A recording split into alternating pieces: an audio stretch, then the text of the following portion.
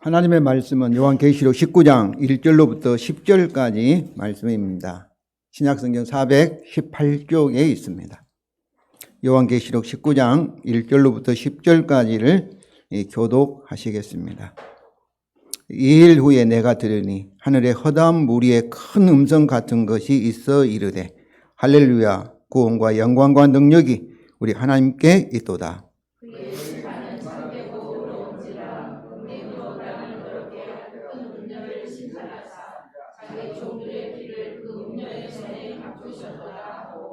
두 번째로 할렐루야 하니 그 연기가 세세토록 올라가더라.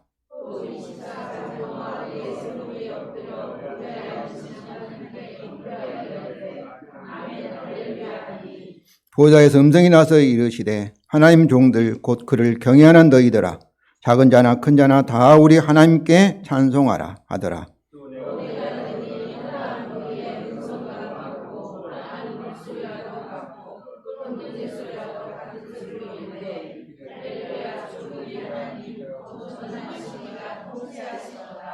우리가 즐거워하고 크게 기뻐하며 그에게 영광을 돌리세. 어린 양의 혼인 기약이 이르렀고 그의 아내가 자신을 준비하였으므로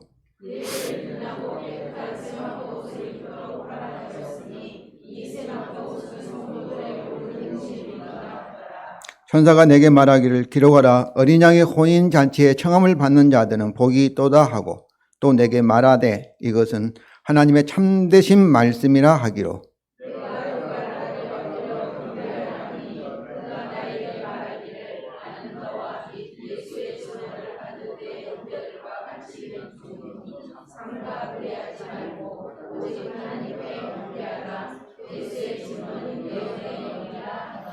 아멘. 성도 여러분, 우리는 요한계시록 거의 이렇게 마무리 단계에 와 있습니다. 오늘 본문이 들어있는 17장 1절로부터 19장 10절까지가 한 단락이고 그 다음에 21장 9절부터 22장 9절까지가 그 다음 단락이며 그리고 22장 9절부터 22장 9절부터 22장 10절부터가 결론이라고 볼 수가 있습니다. 그러니까 17장 1절부터 19장 10절, 19장 11절부터 21장 8절, 21장 9절부터 22장 9절, 그리고 22장 10절부터 21절까지 이제 세 단락만 남겨두고 있습니다. 오늘 본문은 17장과 18장의 하나의 결론부에 해당되는 말씀입니다. 17장은 금요와 같은 금요와 짐승의 비밀, 이 세상 또 배후에 있는 이 악한 세력들은 잠깐 만족을 주지만은 결코 멸망한다는 것입니다. 그 이유는 죄에 기초하고 있기 때문에 그렇습니다. 하나님께서는 창조 언약에 따라 반드시 죄에 대해서는 심판하시기 때문에 그렇습니다. 그래서 18장은 이 세상에 대한 이 장래 때 이게 아이고 우리가 이렇게 예가를 부르잖아요. 예가 형식으로 된 예고된 바벨론의 멸망에 대한 것입니다.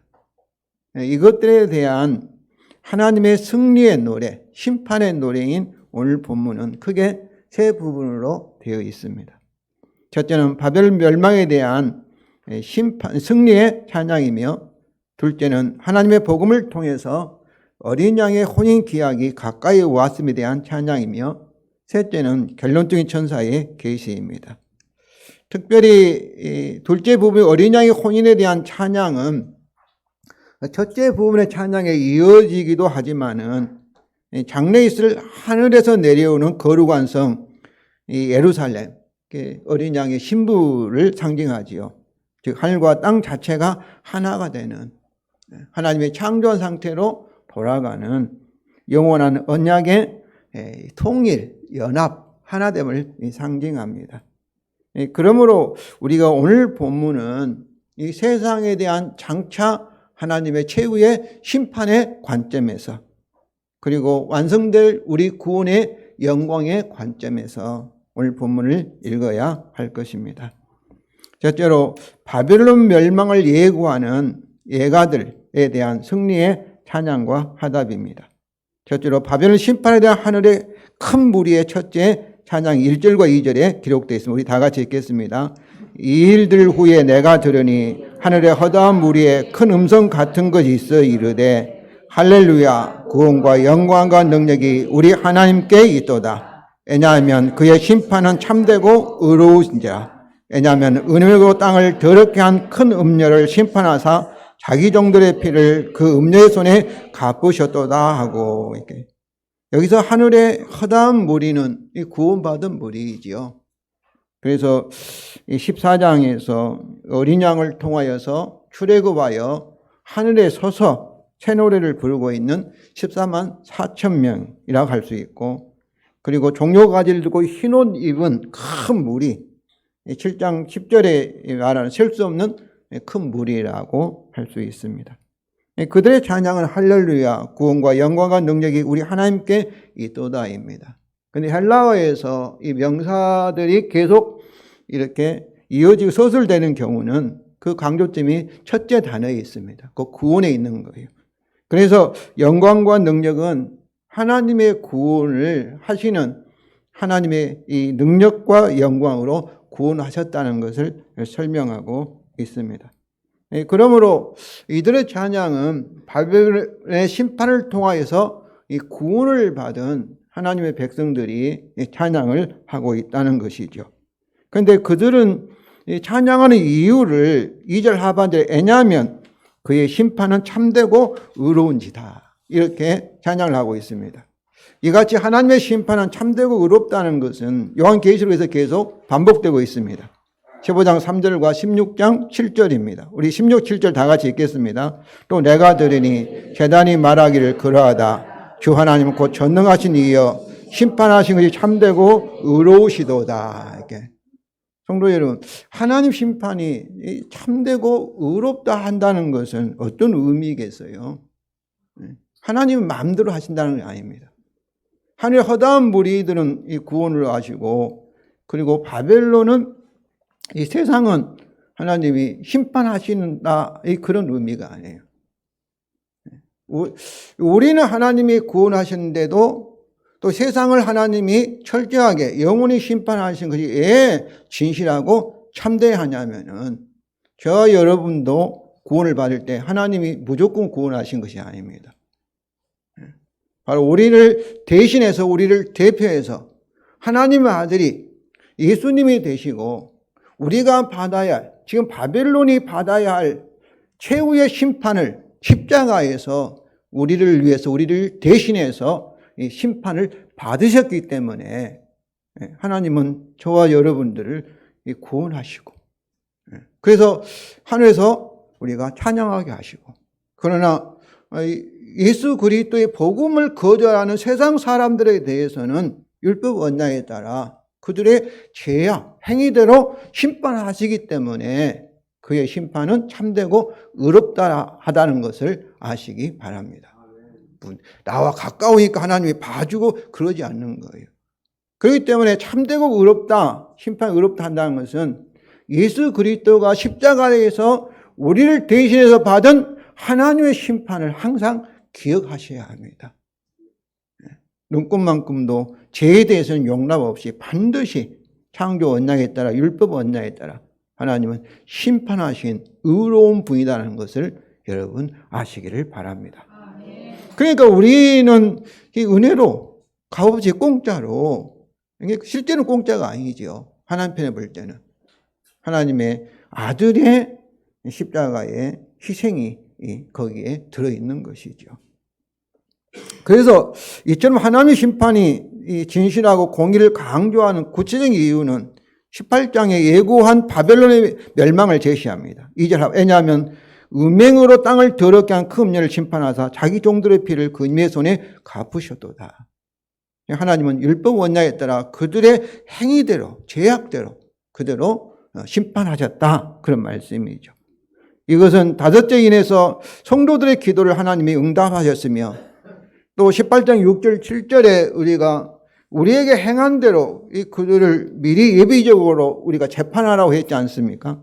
그의 행위대로 주라는 말씀대로 하나님 백성의 예비익 심판대로 하나님께서 하셨다는 것입니다. 둘째로 그들의 둘째 찬양입니다. 우리 3절 다 같이 읽겠습니다. 두 번째로 할렐루야 하니 그녀의 연기가 세세토록 올라가더라. 여기서 이 두 번째로 할렐루야 하면서 그의 연기가 세세토록 올라갔다는 건 어떤 거예요? 그들에 대한 하나님의 이 심판이 그의 연기가 세세토록 올라가더라는 것은 이 바벨론에 대한 심판이 최종적이며 영원하다는 거예요. 세상 끝날 하나님의 마지막 심판이었다는 것을 말하고 있습니다. 셋째로 하늘에서 예배로 24장로와 네 생물의 화답입니다. 4절이죠. 우리 다 같이 읽겠습니다. 또 24장로와 네 생물이 엎드려 보호자에 앉으신 하나님께 경배하며 이르되 아멘 할렐루야. 아멘은 뭐예요? 맞습니다. 옳습니다. 하나님의 심판이 의롭고 또 최종적이다, 영원하다는 이 하늘의 허다한 무리의 찬송에 대해서 하늘에 있는 이 24장로와 네 생물도 맞습니다, 옳습니다. 그렇게 할렐루야 하면서 하나님께 엎드려 경배하며 계속 아멘 할렐루야로 그들의 분명히 동의하며 화답하며 하나님을 찬양하고 있습니다. 둘째는 이 두 번째 부분에 찬송하라는 부르심과 어린 양의 혼인 예식에 대한 찬양입니다. 5절부터 8절인데요. 첫째로 하나님의 모든 종에게 찬양하라는 보좌에서 음성의 부르심입니다. 아마 보좌의 음성은 우리가 하나님의 음성이라 이렇게 생각할 수도 있는데 우리 하나님께 찬양하니까 아마 그리스도의 음성이 아닌가 이렇게 그렇게 생각합니다. 여기서 찬송하라는 것은 현재 영을 계속 찬양하라 그런 명령입니다. 또 하나님의 모든 종은 여기 5절 다 같이 읽겠습니다. 보좌에서 음성이 나서 이르시되 하나님의 모든 종 곧 그를 경외하는 너희들아 작은 자나 큰 자나 다 우리 하나님께 찬송하라 하더라. 이렇게. 하나님의 모든 종은 특별한 순교자나 또 사역자, 목사나 선교사만이 아니라 하나님께 속한 모든 성도들인 14만 4천 명을 가리킵니다. 그래서 곧 그를 경외하는 너희들아 작은 자나 큰 자나 다 모두이다 이렇게 서술하고 있습니다. 그러면 성도 여러분, 성도들 간에 차별을 두는 것은 하나님의 은혜의 복음, 예수 그리스도의 십자가의 공로를 무시하는 것이니 주의하시기 바랍니다. 우리가 세상에 사는 동안은 이렇게 기능적으로 필요에 따라서 기능적으로 어떤 목사 있고 장로 있고 우리 안수 집사님 있고 이렇게 수직적인 차별이 있지만은 그러나 본질은 이것은 임시적인 거예요. 본질은 우리가 주 안에서 다 하나님의 아들과 딸이며 형제 자매라는 것을 아시기 바랍니다. 그래서 우리의 개혁주의 신학은 만인 제사장이에요. 모든 믿는 사람은 하나님을 직접 만날 수 있고 섬길 수 있는 제사장이고 다 왕이라는 사실입니다. 모든 사람은 예수 그리스도의 어린 양의 똑같은 신부라는 것을 아시기 바랍니다. 잘난 사람은 더 높고 못난 사람 그거 아니에요. 왜냐하면 예수 그리스도의 십자가의 이 기초에서 우리가 구원을 받았기 때문에 그렇습니다. 그래서 주위에 있는 이 옆에 있는 성도가 다 내 형제요, 내 자매라는 사실을 꼭 기억하시기를 바랍니다. 특별히 목사를 높이고 이런 것은 좋지 않습니다. 우리가 장례식에서 이 성도란 단어, 하나님의 자녀란 단어, 우리가 천국에 올라갈 때는 내가 목사로 가겠는가? 저는 그렇지 않다고 생각합니다. 저는 하나님의 아들로 아버지 앞에 나가게 되는 것이죠. 그리스도의 종으로서 바로 우리의 주님 앞에 나아간다는 것을 항상 아시기를 바랍니다. 그러면 하나님의 모든 종에 속하는 우리에게 무엇에 대하여 찬양하라는 것일까요? 6절과 8절입니다. 둘째로 하나님의 왕되심과 어린 양의 혼인 예식에 대한 찬양입니다. 6절 우리 다 같이 읽겠습니다. 모든 종이 찬양입니다. 또 내가 들으니 허다한 무리의 음성과도 같고 많은 물소리와도 같고 큰 우레소리와도 같은 소리로 이르되, 모든 종의 찬양은 하늘의 허다한 무리와도 같은 큰 음성이었으며 그들이 큰 무리였기에 많은 물소리같이도 같으며, 또 이 큰 우레소리는 큰 우레는 하나님을 상징하거든. 임재를 상징하는 하나님 음성과 같이 모든 것을 제압할 정도로 큰 우레소리와 같이 우렁찼다는 것입니다. 그들의 찬송의 내용입니다. 6절 하반절부터 8절 우리 다 같이 읽겠습니다. 할렐루야. 왜냐하면 주 우리 하나님 곧 전능하신 이가 통치하시도다. 우리가 즐거워하고 크게 기뻐하며 그에게 영광을 돌리세. 왜냐하면 어린 양의 혼인 기약이 이르렀기 때문이다. 그리고 그의 아내가 자신을 준비하였고 그리고 그녀에게 빛나고 깨끗한 셈파포 옷을 입도록 허락하셨으니 그리고 이 셈파포 옷은 성도들의 옳은 행실이로다 하더라. 먼저 그들은 할렐루야로 하나님을 찬양하라로 시작하여 우리 주 전능하신 하나님의 왕 되심을 찬양합니다.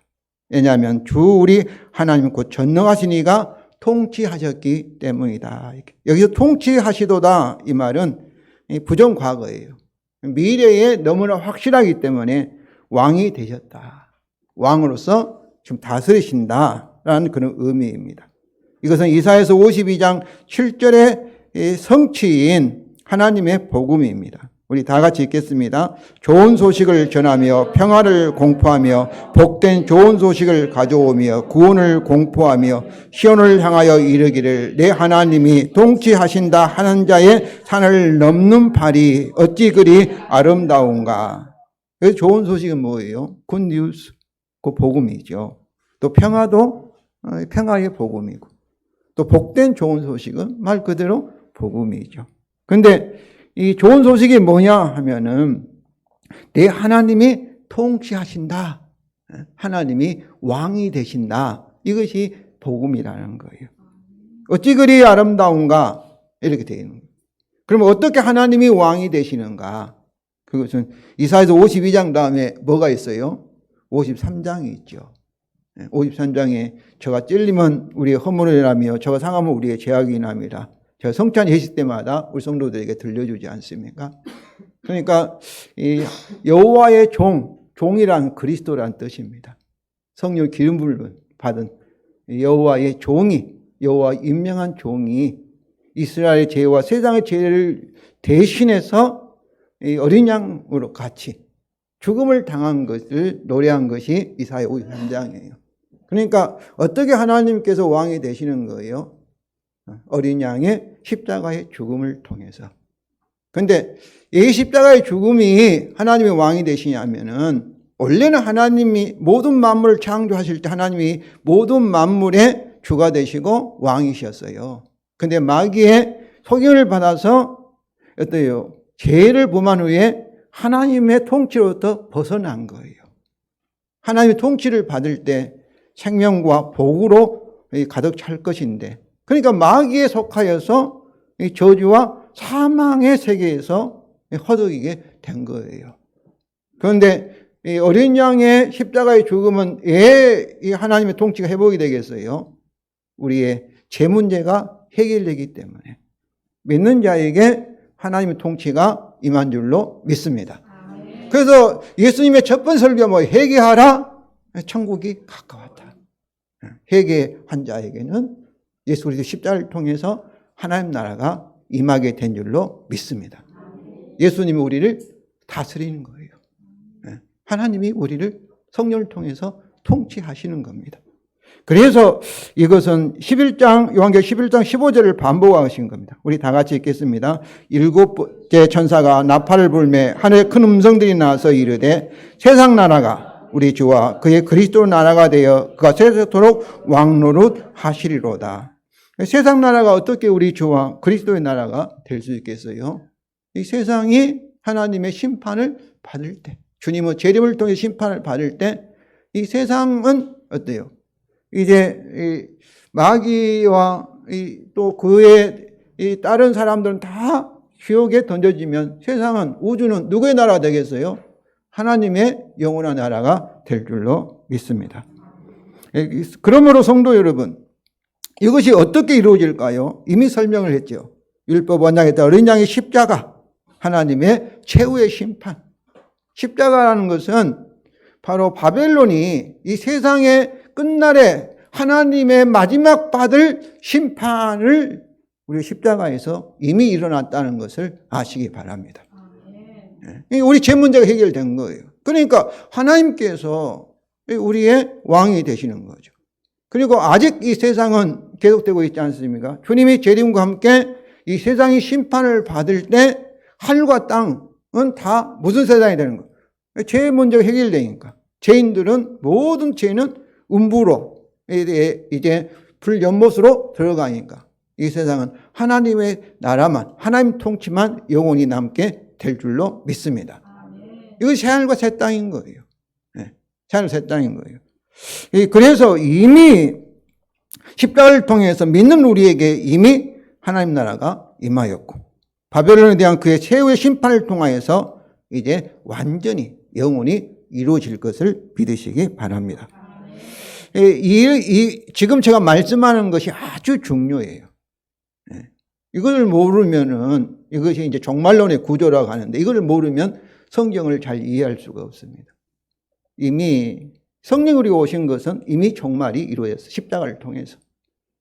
그래서 성령이 우리에게 강력히 역사하고 그러나 아직 우리가 죄도 짓고 아직 이렇게 몸의 부활도 없이 살고 있지 않습니까? 죽음도 당하고 하잖아요. 고난도 받고 그러나 마지막에 주님의 재림으로 우리 구원이 완성될 줄로 믿습니다. 이것은 어린 양과 그의 아내의 혼의 예식으로 인도합니다.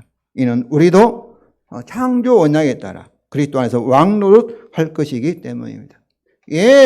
혼인, 어린 양 혼인잔치 창세기 1장과 2장을 보면 알 수 있어요. 1장을 보면 하나님이 세상을 창조하고 아담에게 하나님을 대신해서 하나님이 창조한 세계에 왕노릇 하라고 하신 거예요. 하나님을 대신해서 왕, 통치하라는 거예요. 지배하고 다스리라 이렇게 말하잖아요. 그러니까 하나님을 대신해서 우리 인간들이 만물의 왕이에요. 왕.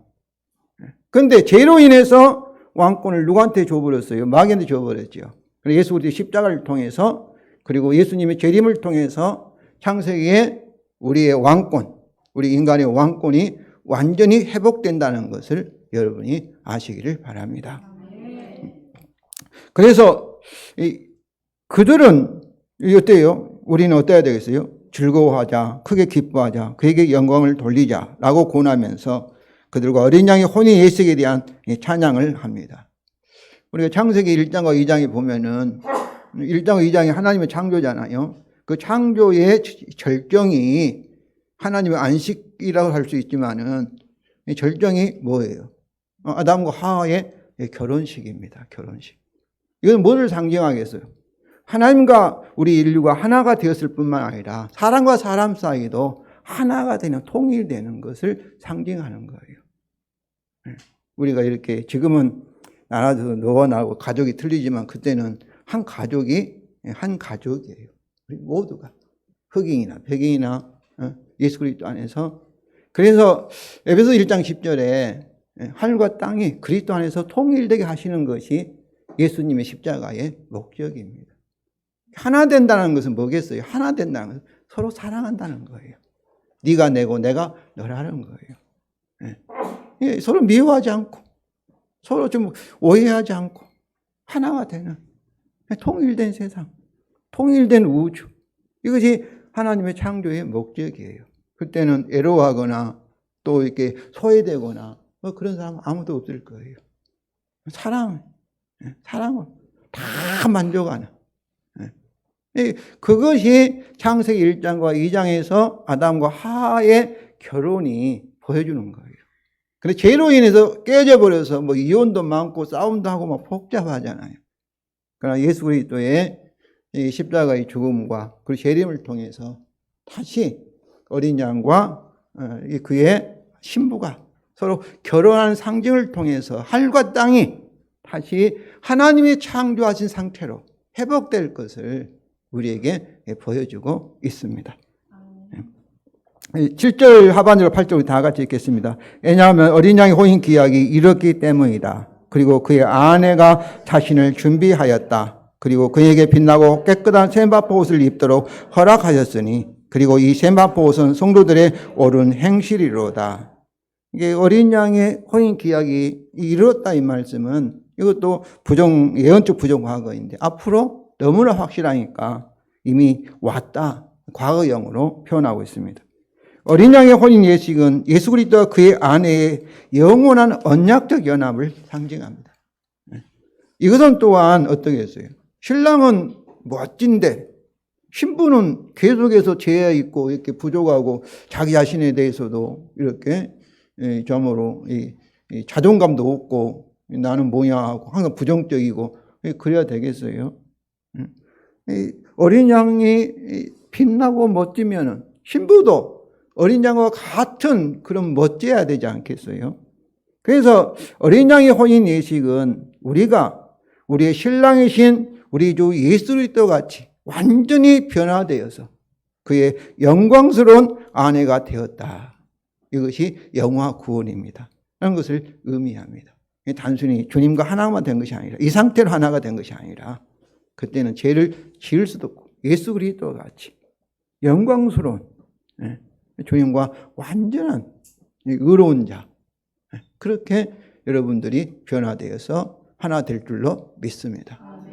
그러니까 지금 자신에 대해서 별로 만족하지 못하고 저도 제 자신에 대해서 별로 이렇게 제 성품을 좋아하지 않습니다. 그런데 그건 잘못된 거예요. 이제부터는 저도 긍정하기 원합니다. 내가 예수님 같이 될 사람이야. 옆에 있는 성도들도 예수님 같은 동등한 그런 신부가 아내가 될 것을 여러분이 그렇게 믿음으로 바라보시기 바랍니다. 이게 복음의 약속이에요. 복음의 약속이에요. 누가 이렇게 해주시는 거예요? 주님이 해주셔. 성령을 통해서. 그래서 이 고린도후서 3장 18절에 우리가 영광에서 영광에 이른다. 지금도 그리스도 예수 안에 있으면 여러분이 영광입니다. 여러분이 세상의 빛이에요. 자꾸 이 복음 말씀을 가지고 나를 알아야 되는데 우리는 자꾸 나의 실제 내가 죄짓고 또 잘못하고 세상적으로 인정받지 못하고 이걸 가지고 자꾸 이런 것은 마귀의 거짓말이에요. 성경 그렇지 않아요. 우리는 영광에서 영광에.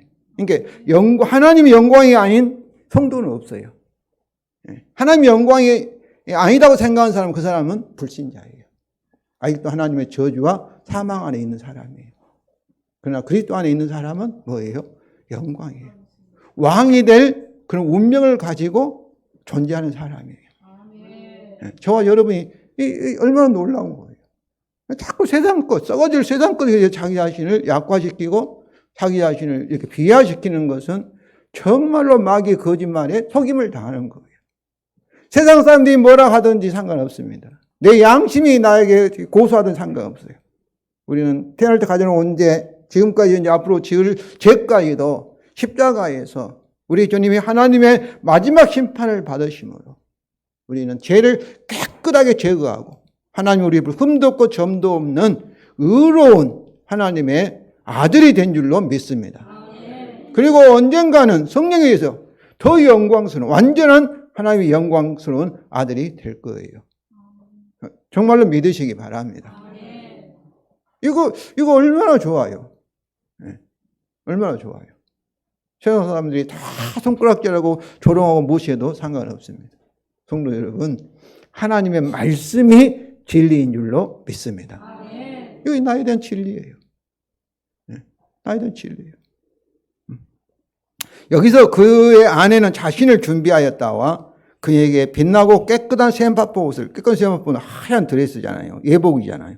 옷을 입도록 허락하셨다는 서로 다른 관점에서 그의 아내에 대한 소설입니다. 그런데 여기서 빛나고 깨끗한 샘바포 옷을 설명합니다. 8절 하반절인데요. 우리 다 같이 읽겠습니다. 그리고 이 샘바포 옷은 성도들의 옳은 행실이로다.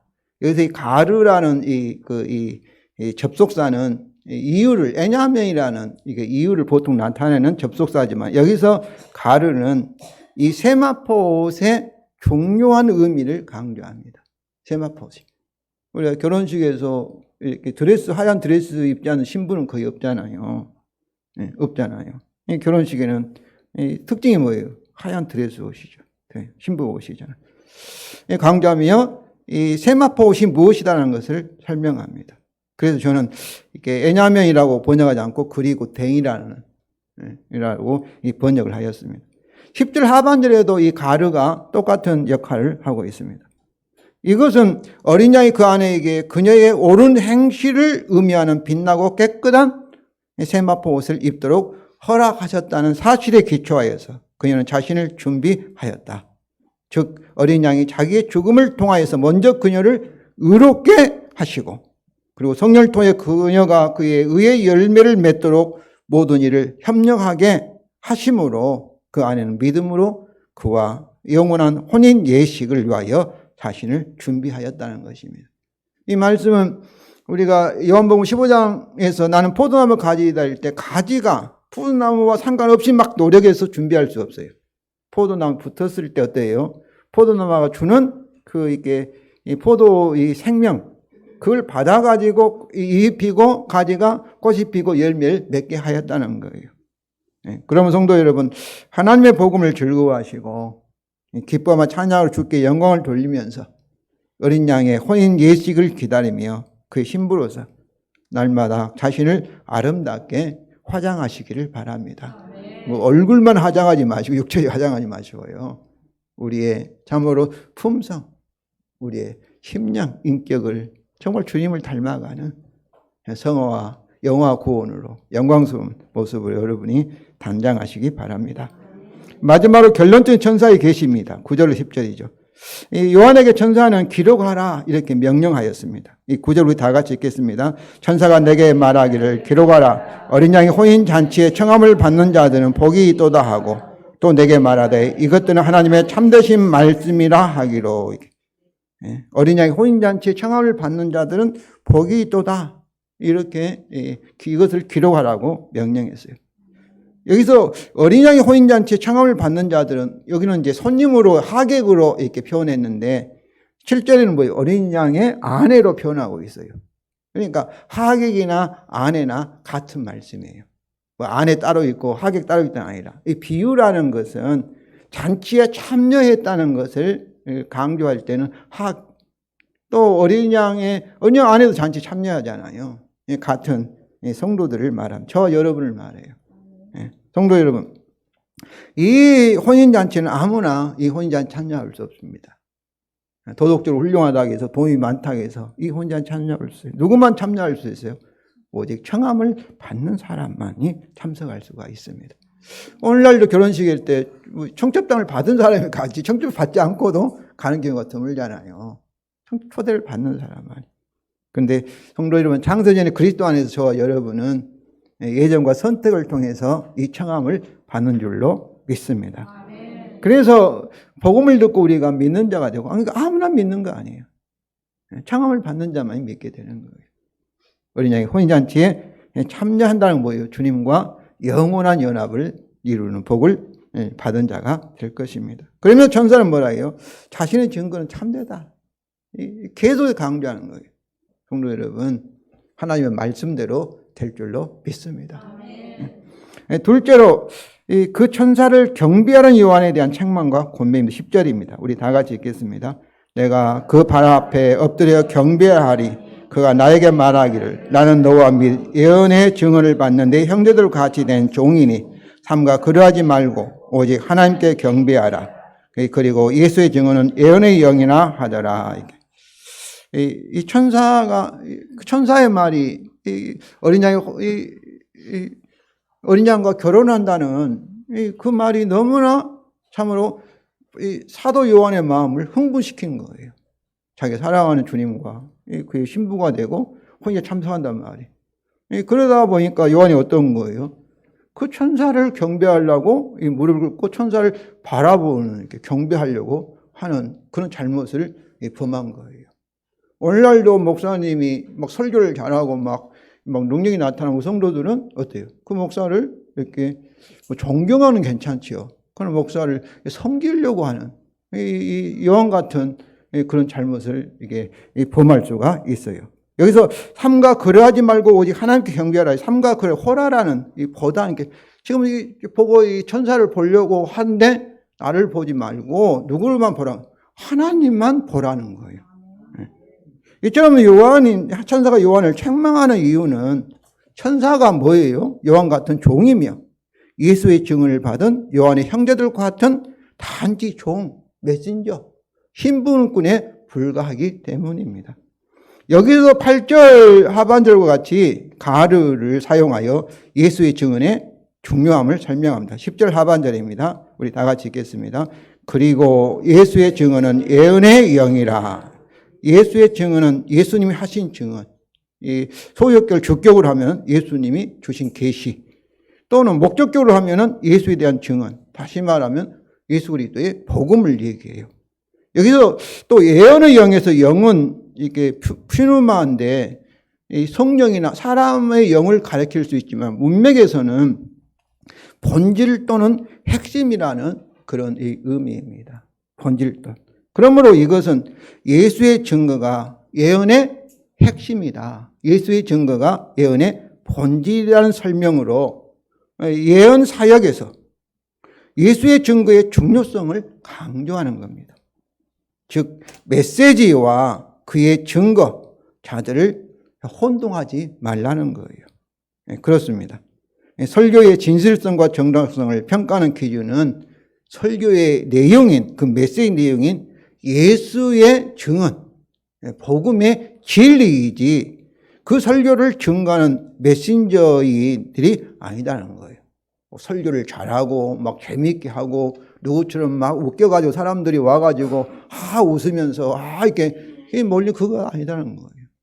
그렇지 않겠어요? 아버지가 아들들에게 심부름을 시켰는데 아들에 따라서 아버지가 심부름의 그 내용이 달라지면 되겠어요?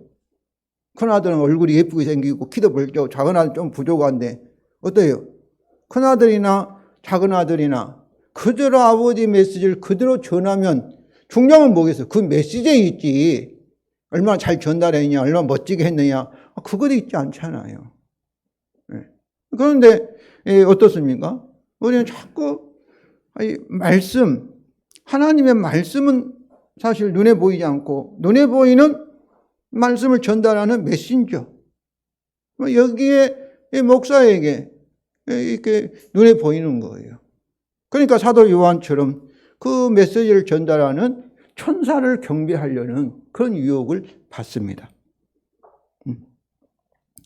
그러니까 중요한 것은 뭐예요? 복음을 전하느냐, 예수 그리스도를 증거하느냐, 하지 않느냐. 잘하든 못하든. 사도 바울은 말을 잘 못한 사람이었습니다. 그럼 바울이 전한 메시지는 뭐예요? 예수 그리스도의 복음을 전했기 때문에 바울이 위대한 사역자인 거예요. 더하지도 않고 빼지도 않고 그대로 전한 거예요. 사도 바울도 이것을 강조합니다. 고린도 4장 5절입니다. 우리 다 같이 읽겠습니다. 우리는 우리를 전파하는 것이 아니라 오직 그리스도 예수의 주 되신 것과 또 예수를 위하여 우리가 너희의 종된 것을 전파하느라. 그러니까 이 사도 바울은 자기 자신과 동료들을 이렇게 전한 거 아니라는 거예요. 메신저를 전한 거 아니에요. 종들을 전한 것이 아니라. 누구를 전한 거예요? 예수님이 십자가의 복음과 부활을 통해서 우리의 주가 되셨다는 복음의 진리를 전하는 거예요. 그런데 사도 요한은 천사가 성도들과 어린 양의 혼인 예식을 계시하는 것이 너무나 흥분하여서 그 천사를 경배하라는 유혹을 받았습니다. 이 위험성을 경고하기 위해서 요한계시록 22장 8절과 9절에는 그대로 이것이 반복되고 있습니다. 성도 여러분, 우리도 이런 유혹을 주어가지 않으면 오늘날 교회 안에서 쉽게 일어날 수가 있습니다. 교회 안에서 말씀을 전하는 자가 그 말씀보다 높임을 받고 우상이 되어 부지 불식간에 하나님을 대신해서 주님을 대신해서 성도들로부터 자신이 영광을 받을 수가 있습니다. 이단들은 거의 대부분 그런 거예요. 그러니까 적그리스도가 되는 거예요. 그런데 심지어 기성교회에서, 여러분 서울의 큰 대형 교회에서 말씀을 전하는 목사들이 의도적으로 자신들을 우상화하는 교회들이 많이 있습니다. 많이 있어요. 제가 알고 있는 이 두 목사도 아주 친한 두 가까이 목사도 담임 목사가 우상화하니까 잘하면 그 잘한 것에 대해서 그래요. 우리 목사 훌륭합니다. 할 수 있죠. 잊지도 않는 걸 가지고 꾸며가지고 그렇게 하라 하니까 그 잊지 못하고 나오는 두 목사를 제가 알고 있습니다. 목사님을 알고 있습니다. 근데 왜 이렇게 하는가? 왜 이렇게 하는가? 이렇게 해야지 교회가 부흥한다는 거예요. 부흥한다는 거예요.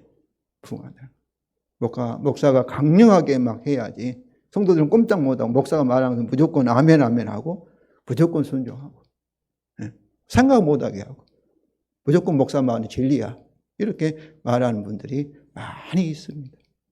심지어 어떤 분은 저도 안 믿어져요.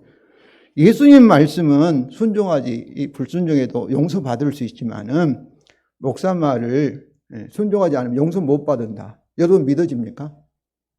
안 믿어져요. 저도 지금까지도 안 믿어져요. 아주 유명한 목사가 설교 중에 그렇게 했다면 이 말을 전달해주는 이 목사에게 물어 친구 목사한테 정말 사실이냐? 사실이래요. 녹음되어 있다는 거예요. 그래도 그냥 수천 명이 몰려들어가지고 그렇게 하고 있습니다. 모르겠어요. 좀 그것이 교회인가.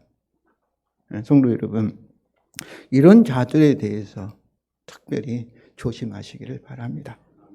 성도 여러분, 오늘 본문을 통하여 우리는 바벨론의 세상에 대한 장차 반드시 있을 하나님의 의롭고 영원한 심판을 확신하면서 참으로 우리 마지막 하나님의 심판, 의로운 심판, 하나님의 승리에 대해서, 구원에 대해서 찬양하시기 바랍니다. 이것을 위해서는 우리가 반드시 세상과 구별돼야 합니다. 세상에 살지만은 세상에 속하지 않고 우리 어디에 속해요? 출애굽하여서 하늘에 속한 백성인 것을 항상 인식하시기 바랍니다. 그래서 성도 여러분, 우리 주님의 재림으로 완성될 하나님 나라 또와 그것으로 인한 어린 양의 혼인 예식을 소망 중에 즐거워하고 기뻐하며 주께 경배와 찬양하면서 어린 양의 신부로서 그 혼인 예식을 위해 자신을 아름답게 단장하시기 바랍니다. 특별히 그의 신부로서 우리 성찬 예식이 어린 양의 혼인잔치를 상징하는데 참여하여서 주님과 영원한 사랑의 기쁨을 항상 체험하시기를 주님의 이름으로 축원을 드립니다.